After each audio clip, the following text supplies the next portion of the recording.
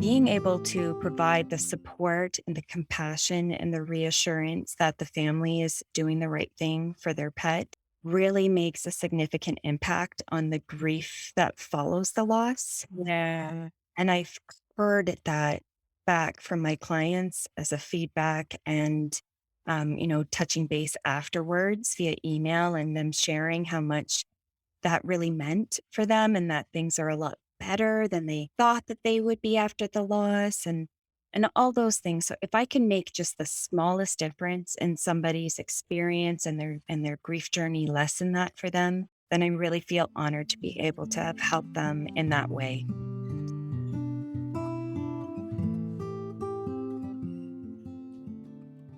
Hi, guys, and welcome to the House Call Vet Cafe podcast.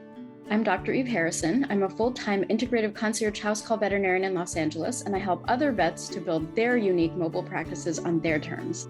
This podcast is for and by house call and mobile veterinarians, so it is meant to give our community a platform to connect, to share our stories, to lift each other up, and to support each other. Most of us work solo as lone wolves, right? So for me, it's been really powerful to be able to physically hear the voices of my colleagues from all over the world and to get a chance to feel that we truly are part of a community of very real other human beings who get it. While you may be alone in that little bubble of your own vehicle when you're on the road seeing patients, I welcome you to join our community by tuning into our own podcast when you're on your way to your next house call. Whether you're a super experienced house call vet with 30 years of experience, you're a brand new prospective house call vet just looking to get started, or you're house call curious, there will be something for you in this podcast. Each episode, you will hear interviews from other mobile veterinarians just like yourself who are doing unique and innovative things, vets who are sharing their stories, their struggles and challenges, and you can also look forward to hearing valuable information and perspectives from specialists and experts outside of our micro niche. And finally, if becoming a house call veterinarian is something that you've been thinking about exploring, or you're looking for some extra support getting your own mobile practice to feel more profitable and sustainable for you, check out the information in the show notes about my course and our above and beyond supportive private community for members only, plus our monthly group coaching sessions within the House Call Vet Academy. You can also check out my free public Facebook group, which is also called the House Call Vet Cafe, the same name as this podcast, and which is a warm and cozy community for mobile vets to support each other in professional and personal development, in creative entrepreneurship, and in friendship. So thank you guys for spending time with me today. Let's dive into the episode.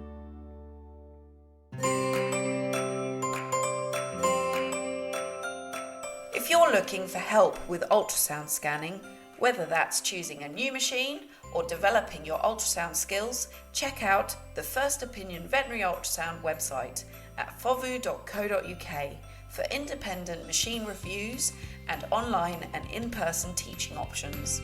FOVU, simplifying ultrasound. Okay, sunshines. Today we have Dr. Erica Dickie with us, who is amazing for a number of reasons. She is the owner, founder of Black Creek Mobile Veterinary Services based out of Stratford, Ontario in Canada. She graduated with distinction from Ontario Veterinary College in 2011, and in 2020 became a certified hospice and palliative care veterinarian. She is passionate about all things related to end-of-life care for pets and has dedicated her practice to helping pet families in her community honor the bond, the life, and the love of their dear companions. She is a mother of 2 young boys, Reid, who is 7 years old, and Logan, who is 4 at the time of this recording, and is currently palliating her own 14-year-old ginger tabby kitty Porter through his recent gastrointestinal lymphoma diagnosis. I've been following that and keeping you both in my heart. So yeah, thank you for joining me today. I'm so happy to have you with me. Thanks so much for inviting me, Eve. It's always a pleasure chatting with you. Yeah. So, first of all, I wanted to start out the episode with the question that I always start out. What is your favorite snack to eat in the car? Hands down, it's chocolate. Yeah. Are you a dark chocolate or a milk chocolate person? Well, I am a dark chocolate person, but also I can really only have dark chocolate because I just found out I have some milk intolerance or dairy intolerance. Oh, shoot. I'm a for the most part plant-based, and so I also lean towards dark chocolate wherever I can get it. So I hear you, and there's good things without dairy, so it'll be okay. So you are my first Canadian vet on the show, which I'm excited about. Yay! I'm really interested in your perspective for that reason, which we'll get into in just a little bit. And also, your training is really impressive and your focus on IHE and your passion about it. Can you tell us a little bit about, first of all, how you became a house call vet and what your journey has been like? Yeah, absolutely. So I actually started my practice fairly recently. It was right at the same time that COVID started that my practice also started. But I had been planning it for about a year prior to that. So the reason why in home euthanasia was where my heart was leading me was through my own experience with losing my own pet. And it came at a time for me that was really challenging, and I just felt like there wasn't enough support, even as a veterinarian. Hmm. So, with that, I started to investigate and think about like, what can I do to help people in a very deeply meaningful way? And through that, I found out about the International Association for Animal Hospice and Palliative Care and started my journey into the certification program, which has just been wonderful. I felt that in home euthanasia was the way to go, as I really feel like in the home, you have that dedicated space and that privacy to have the experience that you want to have as a pet parent or however you see your role with the pet in your life. Yeah. And so that's why I went the route of mobile along with many other reasons. Mm. Yeah, I love that it came from a personal experience and seeing what was needed, not only from the patient and client perspective, but from your own experiences of what it felt like to go through that experience. And I love how you, from conversations we've had in the past, how you infuse your own experience into making it better for other people. So I really respect that and love that. Yeah. So again, you're from Canada, and I love how you say the word about. We got a chance to I honestly don't hear the difference. I really don't, but okay. I love it. I'm About. about. I'm a huge fan of accents. So anyone that gets on my podcast that has any interesting accent will get called out in the best and most loving way possible. I just really enjoy it. So, can you tell me a little bit about what it's like practicing in Canada? And it is your home and it is your default. So, I can see that it would be maybe a hard question to answer, but you might have some insight as to what the differences might be between where you're practicing in Canada and here in the US or other parts of the world. Was your initial setup as far as you know? I know some of these answers, but I want to hear you talk about it. What Yeah, is your initial absolutely. setup different? Like, what's the vibe like over there? Well, I think I do have some knowledge of things that are different based on conversations with most of my vet friends in the States, and even just the group platforms on Facebook and Mhm. discussions that come up, and attending conferences where Tilazol is always mentioned. I know. Like, but what about the Canadians? You guys don't even So have Tilazol, right? that's right. We don't have Tilazol, so we have to, figure out other sedation protocols for euthanasia specifically. And do you want to hear mine? I would love to hear yours. Okay. It's a modified version of Blessed Sleep that Mary Gardner Okay. came up with. So I use butorphanol, acepromazine, ketamine, and xylazine, all combined in one syringe, given sub-Q to dogs. And then for cats, I do a 3-step process, combining Torb and ACE first, take the edge off so that I can then give ketamine and midazolam combined, hopefully less stinging with Yeah. having the Torbase on board beforehand, and then move into, we have Dorminol here as opposed to Fatal Plus.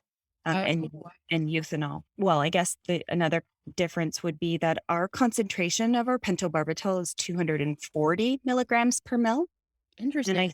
I think yours is 380 That or rings a three. bell. I don't remember off the Yeah, top of my head, but that does yeah, sound familiar. That's very yeah. interesting. So we do have to use more here than you guys do. And of course, there's a lot of different drug discrepancies. Like, for example, when I was doing my coursework through palliative care, Adequan came up a lot. That's the injectable, right? Yeah, yeah. And we don't have that here. And I kept on saying, what is Adequan? What is that? But we have something similar called Cartrophin. So, there's differences in drugs for sure. But I think, some of the differences that I think about between Canadians and Americans, safety comes into mind. Hmm. I was, shocked to hear some people say that the things that they carry for their own protection, their own safety, which just wouldn't necessarily come to mind for me here. Don't get me wrong. I definitely want to be safe and I take my safety very seriously. But some of the things that I do would really just be have people aware of where I am and keep my phone on me and my keys on me. And then just situational awareness for the most part is what I do. Mhm. What about you? Like, do you feel that there's a safety issue going into people's homes in the United States? This is such an interesting subject, and I think it's really, really important. I'm glad you brought this up, actually. I think in the US, it is definitely a thing with people like open carrying, or I don't even know what it's called, like carrying their guns on them. Like, I don't do that, so I don't even really know what it's called. I think it's called open carry or concealed carry. I don't know how it works. I'm revealing my ignorance about this subject, but I do think in the US, there tends to be a little bit more of that. And there are some folks, like I know folks who work in more dangerous parts of like Appalachia, but there are some places where it's more dangerous, like known to be more dangerous. And so I don't know. I don't have like a really clear opinion on whether that's right or wrong. And I know you're not, making a judgment either, but it is definitely something that any Canadian vet I've spoken to has been pretty shocked about that.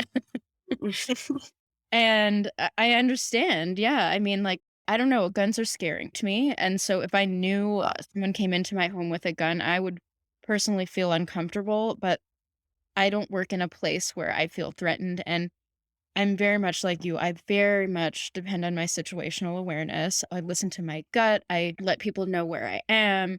I am quick to cancel an appointment if there's anything that, like, I'm really, really discerning. And maybe even I cross over to being, I wouldn't say on any level that I'm paranoid, but I might just be like, benefit of the doubt for my safety. Let's put it that way. Rather than benefit of the doubt that the client is a safe person, you know? Yeah. Yeah. But anyways, to name some others, weather.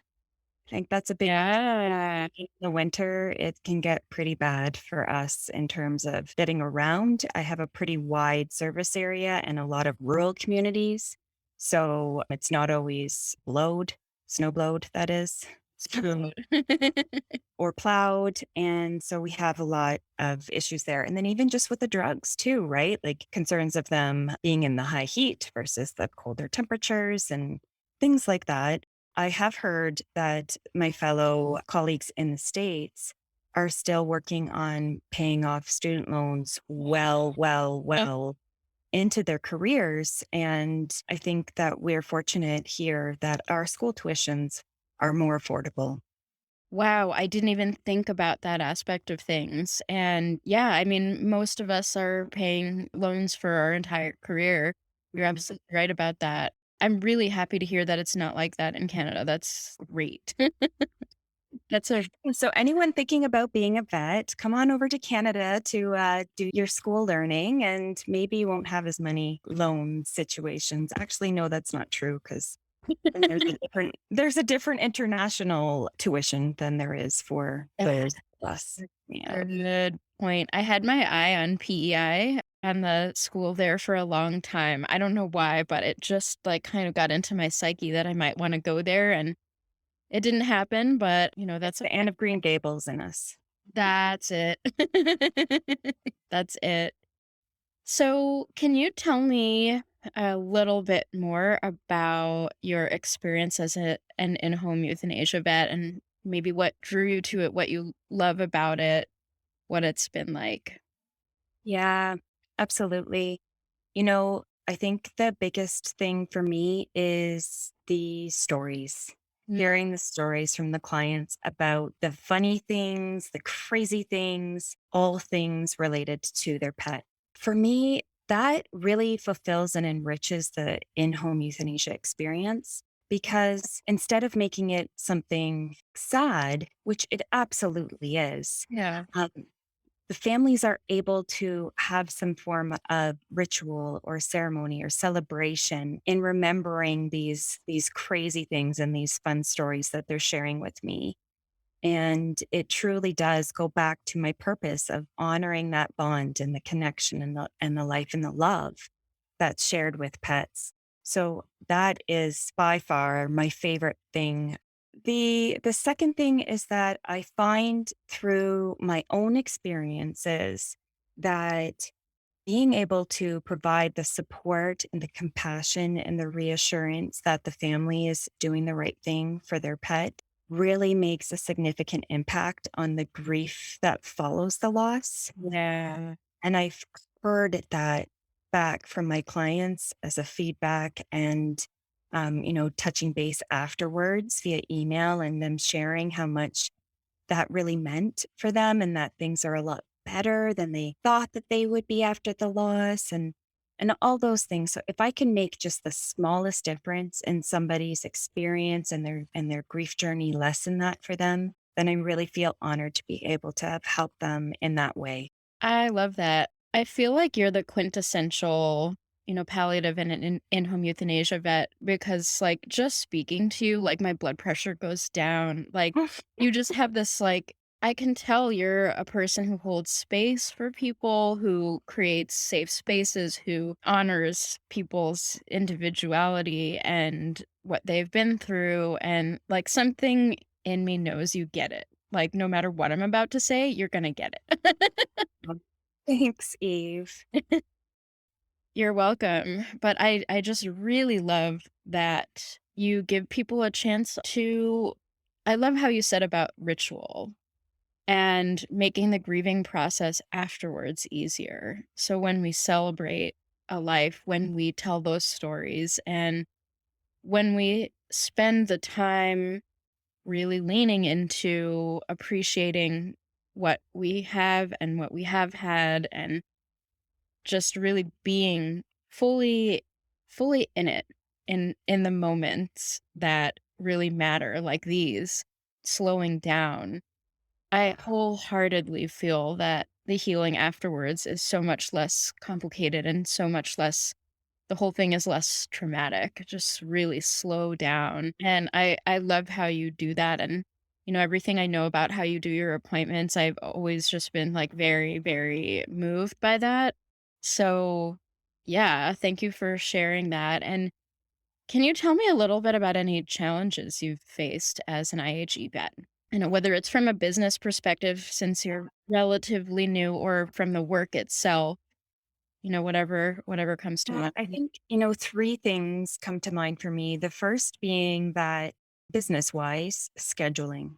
Mhm. Scheduling is so hard because so many people leave it to the last minute. Yeah. And so we're getting same day or next day bookings. And so every day is different. I never know my schedule in advance. And that can create a lot of kind of unease in my day because I'm keeping blocks open for the potential of an appointment to take that. And then just trying to sort out when I can get in all my administrational work duties and everything else so that I'm not working past the clock. Right. Right. So that's challenging. And of course, covering a wider area, scheduling is challenging too. So we're working on solving those as we go. Yeah. Um, the second is for clients, I would say those that were not able to help. I Mm. think those people Not that they're ever necessarily trying to place the guilt on us, but it certainly sometimes feels that way. Yeah. It's hard turning clients away, especially in the face of them needing a euthanasia. Yeah. Absolutely. Yeah. Yeah. Some of those are some of the most heart-wrenching ones when I get messages from people looking for urgent end of life care and if I can't help them. Oh, it pulls at your heartstrings. And like you said, it's not necessarily our guilt to own, but yet yet we want to help everyone. It's our natural state of being that if someone reaches out for help, we want to help. And so guilt is a pretty natural sequela. And Absolutely. Like as veterinarians, we are all helpers. And so that is where, I kind of transform my thought process on euthanasia and how difficult that is into the helper's high that we get from helping other pets and other people. Mhm. So when we can't help, it absolutely it does. It pulls on your heartstrings. Yeah, it sure does. And, I do wanna in a moment, I wanna get into I know you're really passionate about mental health and well-being, and you have some really awesome ways that you put your family first and your emotional and personal well-being first, and I wanna get into that shortly as well, so we'll get there. Well, I guess the last thing then is just the pet, right? You never know what you're walking into. Mhm, Sometimes it can be really heartbreaking to see a pet maybe that has gone a few days or weeks past maybe when a decision to euthanize should have been made. So that is definitely challenging.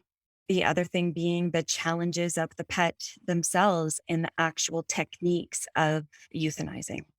mhm, My whole practice being this, I put this pressure on myself to create the best possible experience. And so that often translates into the best technical experience possible. But in my training through the Companion Animal Trading Academy, or CADA for short, I have learned that so much comes from, like you said, Eve, the presence, your space that you hold, the emotions that you evoke, and the communication and what you bring to the table in sharing that, this may not have been the way that we had thought or anticipated it would go, but we have a plan B and a plan C. So we're going to move forward with that.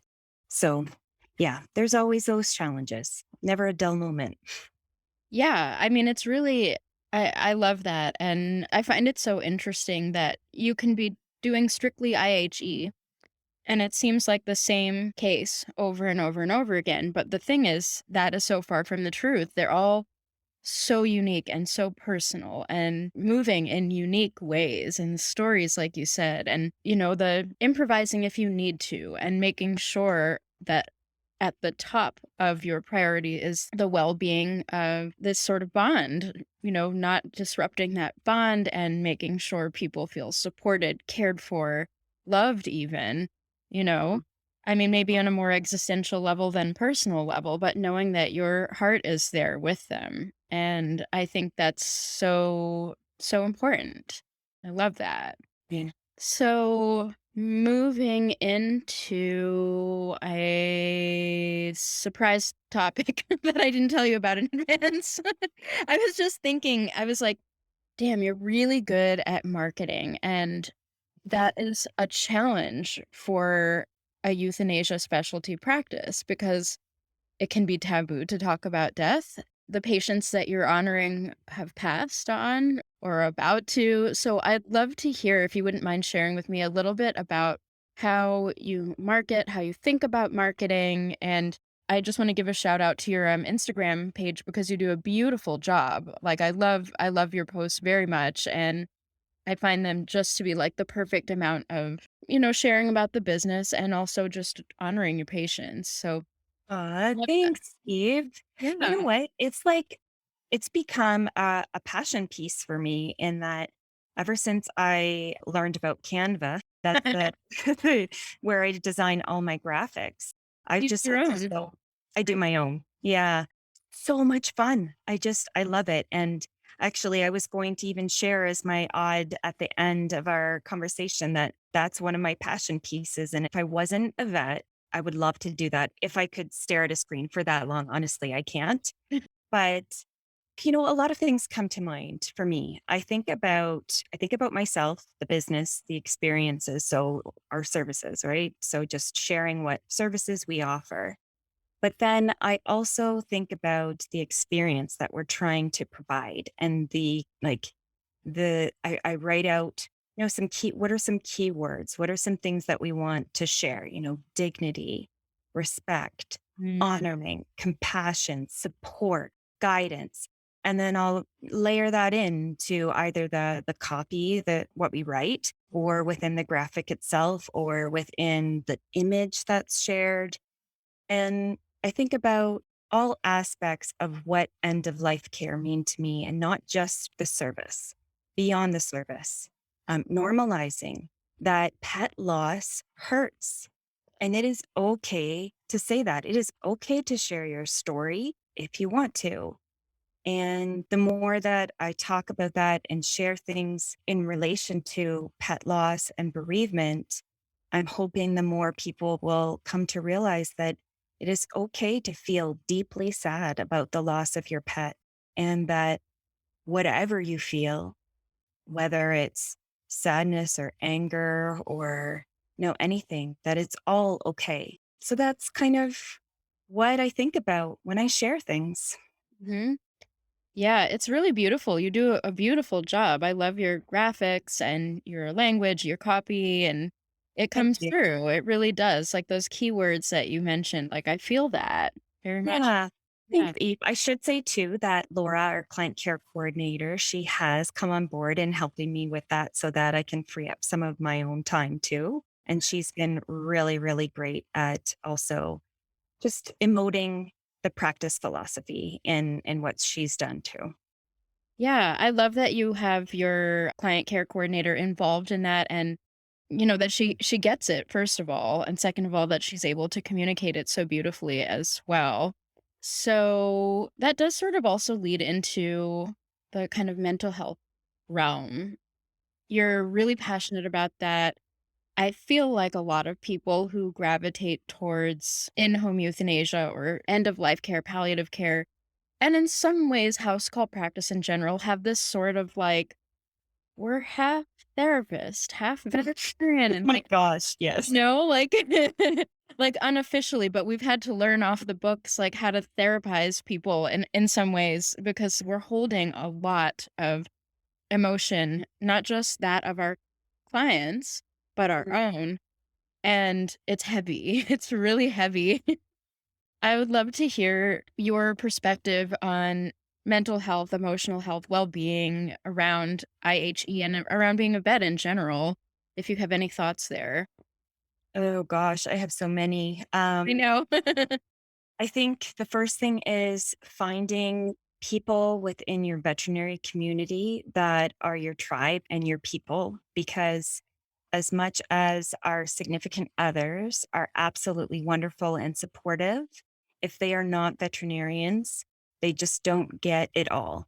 Right. And so I found a tribe and they are my people. And in house call practice, I'm a solo veterinarian in my practice and I have no other vet to bounce ideas off of or share stories of something that may not have gone as smoothly as I wanted or, crazy client experiences, etc. Yeah. And so just finding those people who will always hold you up and celebrate your successes and help you when you feel low, that is so important. So important. And I did not find that until I became a house call veterinarian. Right. Right. Same here. Yeah. Yeah, it's a unique space where I think maybe people are a little bit more in touch because you're in the home of the person. You are maybe working a little bit, on your own terms. So you have time, you have the space to feel your own emotions and how they affect you. And I Mhm. think in the house call space, that's something that we talk about more. And I think I've observed even more so in the euthanasia and palliative practitioners, like very much so. Mm. Yeah. And it's really lovely to start to see a lot of other platforms sharing mental health, encouraging statements and inspirational quotes and strategies. For example, my medical association, so the OVMA, they have I Matter as their like Instagram and Facebook. And they're constantly sharing things about veterinarians' mental health and things that are important. Boundaries, for example, Uh, always. and anxiety and depression Yeah. and all of the words that we may not want to share or say out loud because why? I don't know. Why is it taboo? I have anxiety Yeah. a- and I am medicated for it. Same. And I'm okay with that. Yeah. And, it wasn't until I started to realize all of my own mental health issues that I started to realize that we all, as people, are imperfectly human. We are all working through our own things. And while they may not have specific labels to them, we're all going through something. And so all we can do is show up and be kind. Mhm. I love that, I agree with it so much, and I love how you said whether or not there's a label, a diagnosis or not, doesn't matter. We all feel feelings deeply, and the work we do triggers those feelings every day. And, I mean, you're right, I often I'm curious about that. I am very open about depression and anxiety and my experiences with it, and how medicating it has been one of the best things that ever happened to me. And I have no shame about that, but, I mean, I can see why it's scary for people to open up and admit that, They- but there is some stigma, but it's weird. It's weird to me, and I'm glad to know people like you who are also open about it and, again, create the space for other people to be open about it if they would like to do so, you know? Like, Yeah, we're not alone. May think we are, but we're not. that, that's right. Yeah. So we've also spoken together quite a bit about self-care and how important that is for vets, and uniquely so for people who are doing primarily euthanasia. Can you talk to me a little bit about how you protect your boundaries, how you make sure you have time for your family, and generally how that looks for you? Definitely. I think the first thing for the business is that I have a client care coordinator who answers the phones. She is my gatekeeper. She protects my space, she protects my boundaries, and I have to share those boundaries and stick to those boundaries because she needs to know what they are, right? Because hearing people's stories, while it is absolutely wonderful to hear the stories of the bond and the connection with the pet, the initial story on the phone that you get is what's going on with the pet and what they may be suffering or experiencing. And those are hard stories to hear. Yeah. And you want to help everybody. And so to protect my boundary, which is my 9 to 5 appointment time, and I do pre-booked evening and weekend appointments, but they're pre-booked. So it's not like on calls type situation. I love how you're doing Um, that. That's cool. yeah, thanks. Can you tell me a little bit more about that? Because Yeah, for you sure. mentioned it, and I really like how you do that. Think about Okay, so to hear. I have one, maybe two spaces only if it like kind of overlaps from a late afternoon appointment that I could have as my evening appointment. And it really depends on what's going on in my family life. So they are generally either last minute or a few days notice if the client wants an evening appointment. Well, I look at my schedule, I say, see what's possibly available, offer it to them. There is a surcharge for an evening or a weekend appointment. And then I book it. And if I'm not available, I'm not available. Okay, great. I Yeah. like that. Thanks. I knew that, we can't accommodate everybody by having business hours the same as everyone else's business hours. So if somebody can't get off work in order to come to or be home for an appointment, then what can I do to help those people? And while not being a 24/7, run myself into the ground practice. So that's one of the things that I do. Other things, let's see. There's a lot of things to say. Yeah, exactly. My phone system, it has its own hours and it shuts off after I'm done work. And so I do not have any alerts or notifications. I've shut down my email notifications, everything on my phone and computer. I also even turn off my like wellness function on my phone after like 8 p.m. I'm done. Nobody else, like no contact.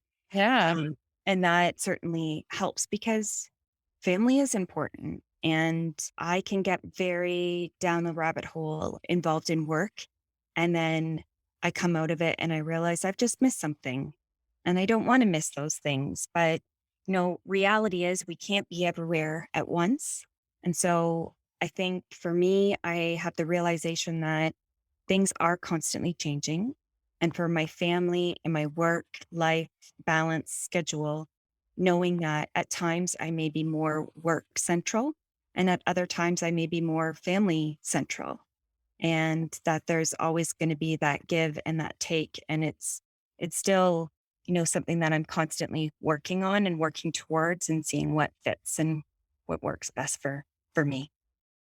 Yeah, I think that's an ongoing dance, I think a give and take and a finding your balance and losing it and then finding it again and coming back to where you want to be. And I think that's what so many of us kind of find ourselves in having one thing come into focus and then another. And that might be our work and our patients and our business, or it may be our family, and family's always there. So that always has to, everything has to get prioritized in the ways that it has to be prioritized. But things definitely do kind of come and go in waves, I've noticed. And allowing that is, I think, really important, knowing that that's normal and that's okay. Hmm. Yeah. So, are there any tips that you might have for anyone who might be considering becoming an IHE vet, or any other self-care tips that you'd like to share? Anything else? Yeah, absolutely. Realm. The first one is if you're going to be a in-home euthanasia vet, I strongly recommend the CADA course, so the Companion Animal Euthanasia Training Academy. Wonderful, wonderful tips there. The second thing is communication. Communication is key. It will be what will help guide you and your clients through everything. So being comfortable talking to people is a must, and learning new skills and being open to changing maybe some of the language that you use or, phrasing, that is really important. Like there's no ceiling on Right. communication. You just can constantly Right. learn. Right. Um, and you know what? For me, I planned and I sat down and I thought about all the things before I started the practice. And I would say my tip to somebody who's thinking about potentially going into this, that you don't have to know everything. You may have an idea in your mind, like of exactly how you want your practice to be. And you spend all this time working on it before you even start. Mhm. But then I just recommend you just take that leap and modify as you go, because it's so much better than chasing all those what ifs in your head. It'll just be more realistic as you start to modify it and shape it into the practice that you want it to be. Love that. Very nice. Thank you for that. Is there anything else that you'd like for people to know about you, or anything that you have to offer? Anything that you want to share? No, I think, I mean, yes, I could talk forever, but I think where we are at right now is a good place. Awesome. Thank you so much for all of this insight. And just to close up, we are in the House Call Vet Cafe podcast. So, can you tell me what's your favorite beverage to drink? Earl Grey or London Fog, baby, all the way. Oh, I'm all about the London Fog. Oh my God. I love London Fog with almond milk and extra honey. How Mm, do you take yours? Is I also do almond Starbucks? milk, but I will ask for honey instead and see if they have it. We we don't have any Starbucks locally, so we have Tim Hortons instead, which is the Canadian. Not, it's not at all equivalent to Starbucks, but it is the Canadian go-to for coffee and tea and donuts. Very nice. Awesome. Oh my God. After I do these podcast episodes, I'm like, I have a whole list of things I have to like go drink and eat immediately. I love London fogs. Thank you for reminding me of that. But anyway, Dr. Erica, thank you so much for spending time with me today and for your insight and your inspiration. And I know anyone that's listening to this and thinking about doing IHE or who is already doing IHE will find wisdom and pearls and encouragement here. So thanks again. Thanks so much, Dr. Eve, for having me and inviting me in to chat about all things related to house call practice. And I do want to say to you, thank you. Thank you for making this podcast and for developing this wonderful House Call Academy that you've created and to have put together an amazing conference this year. Thank you. Oh my God. I so appreciate that. All right. Well, we'll be in touch. Thank you so much. Okay, bye. Bye. Thank you so much for listening to this episode of the House Call Vet Cafe. If you enjoyed this episode, then hit the subscribe or follow button on Apple Podcasts, Spotify, Google Podcasts, YouTube, or wherever you listen to podcasts so you never have to miss an episode. This podcast is made specifically for you, so don't be shy if you'd like to reach out and let me know your thoughts on this episode. You can find me on Instagram and Facebook as the House Call Vet Academy, where I also share more valuable content. If you're interested in learning more about consulting for House Call Vets or the House Call Vet Academy online course and community, please click on the link in the show notes. Have an amazing rest of your day, and I can't wait for you to join us for our next episode of the House Call Vet Cafe.